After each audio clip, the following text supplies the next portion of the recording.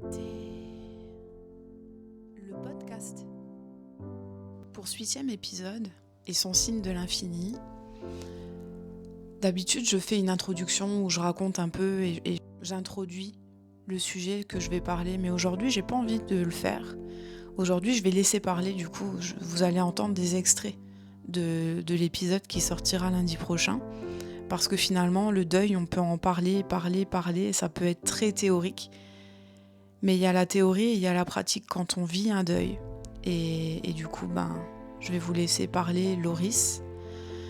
La chose que je voulais juste ajouter avant du coup le podcast, c'est que les sources qui sont citées du coup dans le podcast, dans l'épisode, le livre qui est cité, qui moi personnellement m'a beaucoup aidé, qui a aidé beaucoup mon entourage, qui a aidé beaucoup la maman de Loris, et voilà, je sais que maintenant c'est un livre dont je parle beaucoup, il est cité juste en dessous du coup de l'interview, et toutes les autres références, les groupes de parole qu'il peut y avoir ici, etc., je les cite également en dessous de cet épisode. Vous aurez un endroit où aller les chercher. Je vous laisse aujourd'hui avec ces plusieurs extraits que j'ai pris de l'interview. J'espère en tout cas que ça parlera, et comme quoi dans le deuil finalement on est tous en fait ensemble, on est tous seuls dans notre douleur, mais finalement ce que les gens y ressentent, ça crée des liens et ça crée une connexion en fait particulière.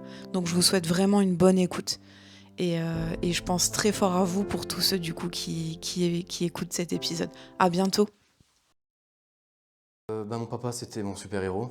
C'était mon modèle absolu de tout. C'était une personne exemplaire. C'était un papa modèle, entreprise exemplaire aussi, pareil. Hyper reconnu. Donc, malheureusement, quand cette personne part, on se sent vide. Pas du tout accroché. Mais vraiment, quand on perd un pilier comme ça, on se sent vraiment au fond, quoi. Et malheureusement, le travail est long pour essayer de rebâtir quelque chose. Et... Un trou noir de qu'est-ce que ça va être demain? Chaque jour, je ne savais pas ce que ça allait donner sans avoir papa à côté. La personne qui était toujours là à nous aider, à nous pousser au meilleur de nous-mêmes,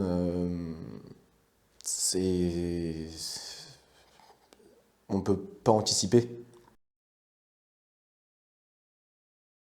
C'est très bien que quand on perd un pilier, les forces, elles seraient parties autre part, quoi. Et quoi qu'il arrive, la nature fait les choses, en fait. On se rend compte que quoi qu'il arrive, on peut perdre n'importe quelle personne, il y aura du soutien de quelqu'un d'autre, on va chercher, on va chercher du soutien chez les autres, quoi, en soi. Et il y a des relations qui se créent et forcément, il y a plus de force chez certaines personnes que d'autres et du coup on se reconstruit. Mais le fait de perdre un pilier et tout un château, si je peux dire, le château, faut qu'il soutienne avec les forces des côtés, quoi. Et lui qui était à l'initiative de tout, en fait. Et c'est vrai que quand on perd une personne comme ça, c'est dingue comment que les masques tombent.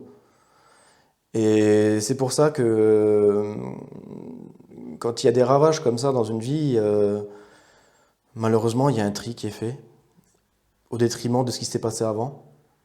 Et ça, je trouve que c'est naturel, encore une fois. On ne peut pas y faire face. Quoi qu'il arrive, ça sera fait naturellement.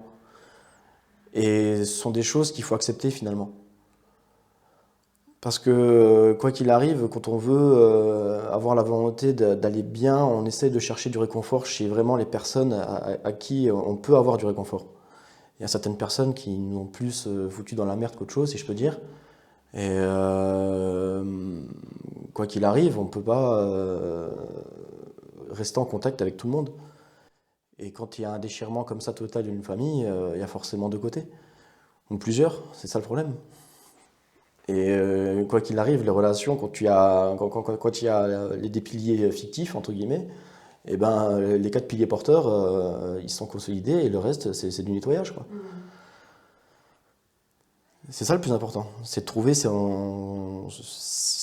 murs porteurs. Des fois, il y a des piliers décoratifs, hein.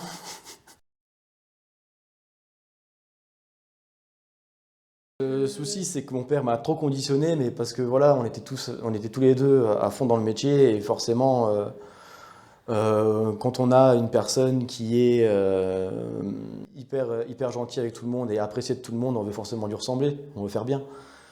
Et finalement, on déteint quoi. On déteint et du coup, quand cette personne part, on se rend compte que dans le miroir, on ne sait pas à qui on a affaire. Je dis, mais je réfléchis comment comme mon père ou ou qu'est-ce que tu ferais toi? C'est des questions que je fais tout le temps, enfin sans cesse, même à l'heure actuelle. Aujourd'hui, je suis toujours, bon, vis-à-vis de mon métier, ça m'aide beaucoup, mais dans la vie de tous les jours, le problème, c'est que je faisais comme mon père, où j'avais les mêmes mimiques, les mêmes tempéraments, des fois comme lui. Maintenant qu'il est plus là, je me suis retrouvé moi, entre guillemets. Poser surtout les questions, qu'est-ce que tu fais toi, qu'est-ce que ton père aurait fait?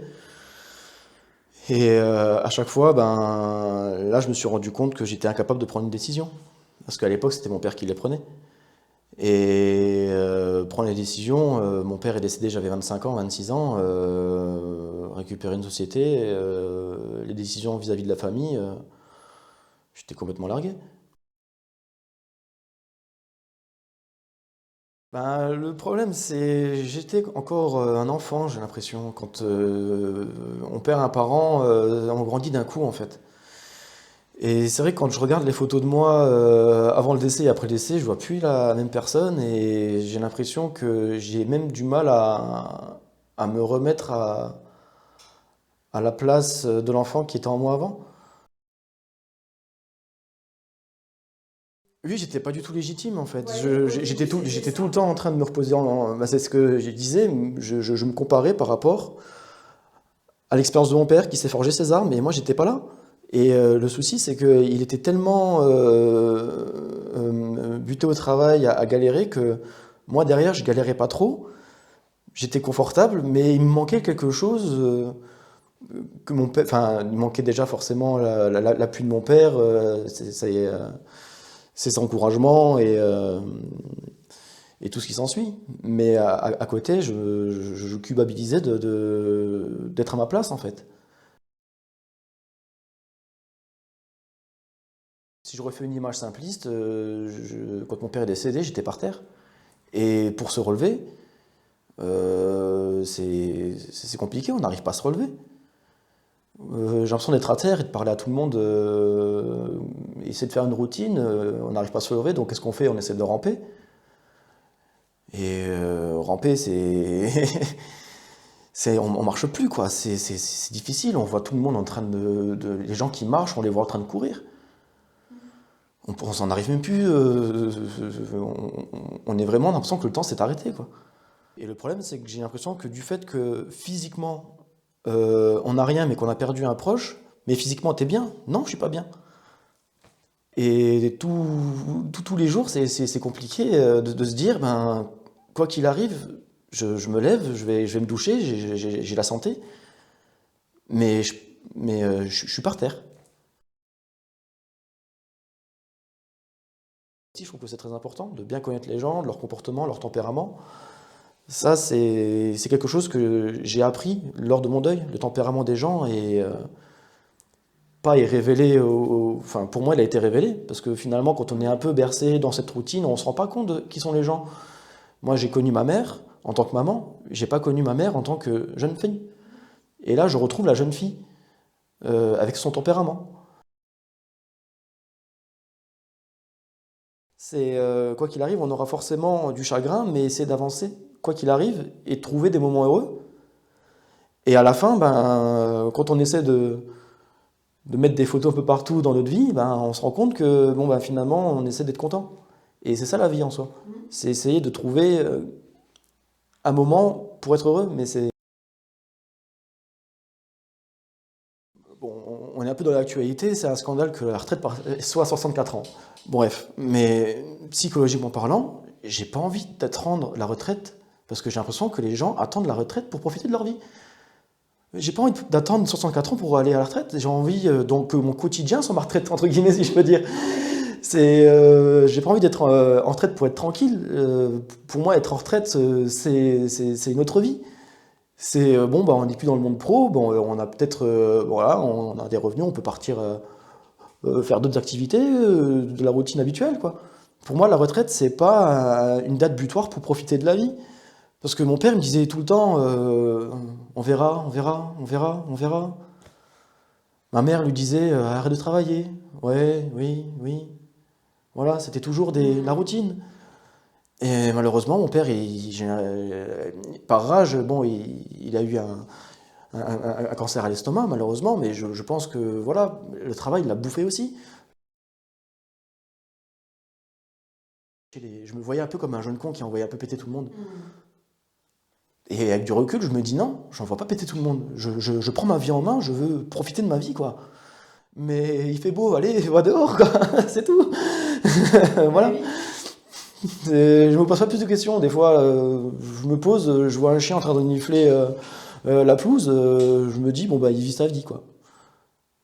Moi, j'ai envie de regarder les papillons, voilà. Pareil, j'ai envie de pas non plus trop me poser de questions et regarder juste ce qui se passe autour. Regardez, bon, bah, il fait beau, il y a des oiseaux, il se passe plein de choses, en fait. À l'instant T, sans trop anticiper ce qui va se passer, j'ai l'impression que j'ai toujours été dans l'anticipation de tout.